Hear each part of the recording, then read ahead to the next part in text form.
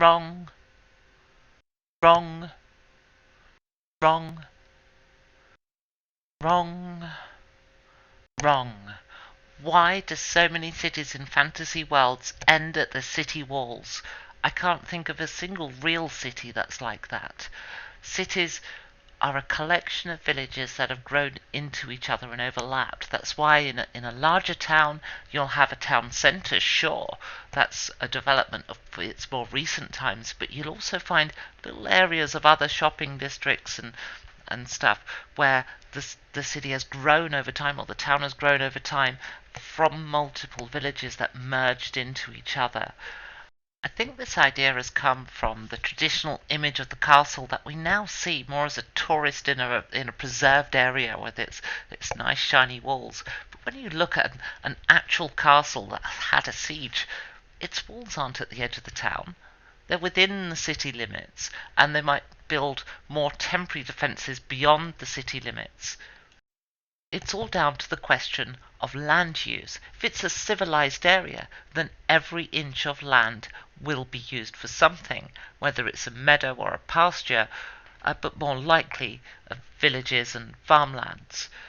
Particularly so in a world like D&D, where you're battling against monsters for every day of your life. If there's an area that's been made safe, damn right it's going to get used. It'll be used for something. The enemy here is this concept of grassland. Grassland shouldn't exist near any civilized area.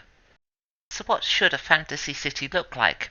Well, obviously there's the whole concept of the medieval city, and we can pretty much just lift that from Western Europe or whatever.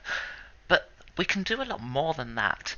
If we look at The Hobbit, the dwarves built a city in the mountain and they carved great architecture into the side of the mountain. Well, that's a great idea, so let's run with that. In one of my games, in the Brawlers game, I had a dwarven city on the moon there, and to get into the city, the players first had to escalate the city walls because they couldn't go through any gate of any kind. There wasn't one. Dwarves have great stamina, so the first thing they had to do was to pass a constitution save, literally climbing the outside wall because this thing took them up into the clouds. And they got to the top, they camped the night, and then they had to climb down, by which time, of course, they'd gained some levels of exhaustion, which, that's how dwarves think. They think defensively.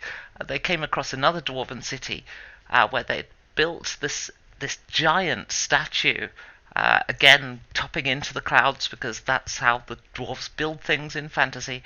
And this statue contained the city, so they were walking along, and then they see this gigantic statue, and then they're like, "Where's the city?"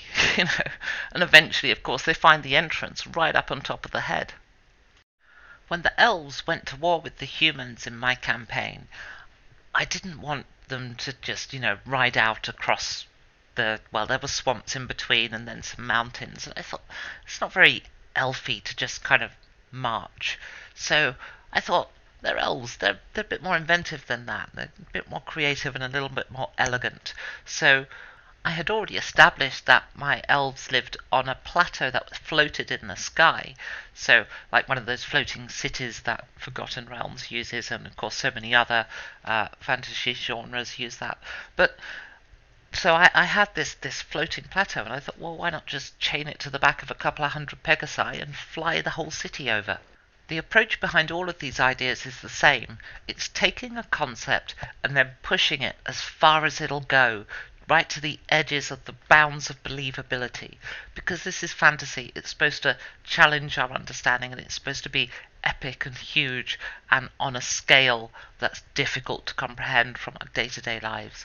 So to take the idea of a city wall and just extend it up to the clouds, well, that's what a dwarf would do. It's pushing it to the very, very extreme that it'll go.